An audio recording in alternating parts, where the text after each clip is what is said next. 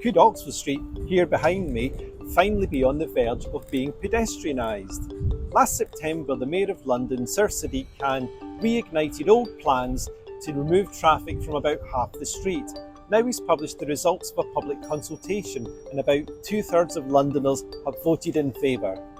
Is there essentially now nothing to stop the pedestrianisation of Oxford Street?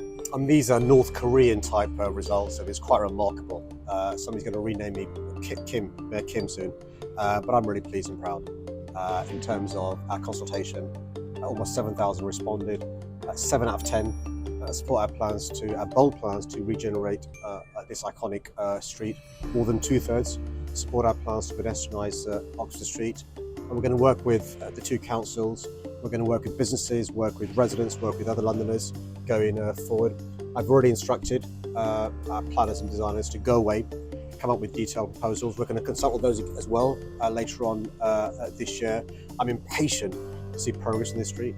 Now, under these plans, about a mile of Oxford Street will be pedestrianised, and that's actually more than was initially thought. This will include a section to the east of Oxford Circus, essentially past the Ikea store and the junction with Great Portland Street.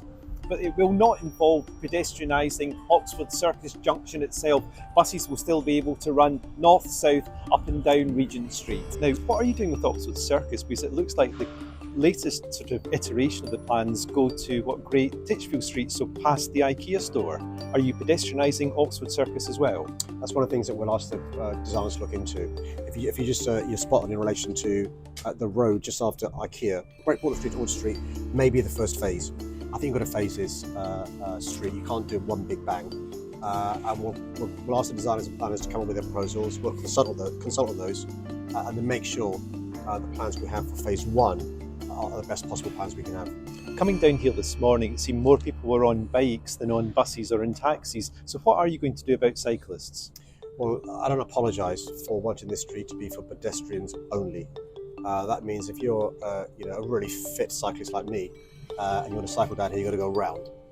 Because what you don't want is, and we've all done it in shared spaces, been walking and there's been a cycle whizzing past, or you've been pushing a buggy or a wheelchair, the cyclist whizzing past. And listen, if you're a cyclist, you don't really mind just doing a right or doing a left, going down the parallel streets to get to the other side. I've asked the designers to also consider places to lock away your bike. If you want to come here on your bike, you can lock away your bike. Go to a shop, take part in leisure activity, or go to one of the outdoor events we hope to have here, and then jump back on your bike.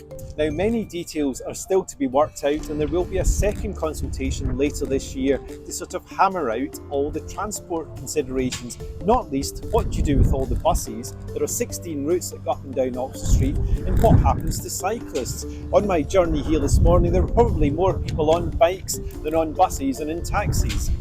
The other issue for Sadiq is that his mayoral term ends in May 2028, and he's also got the local elections to contend with.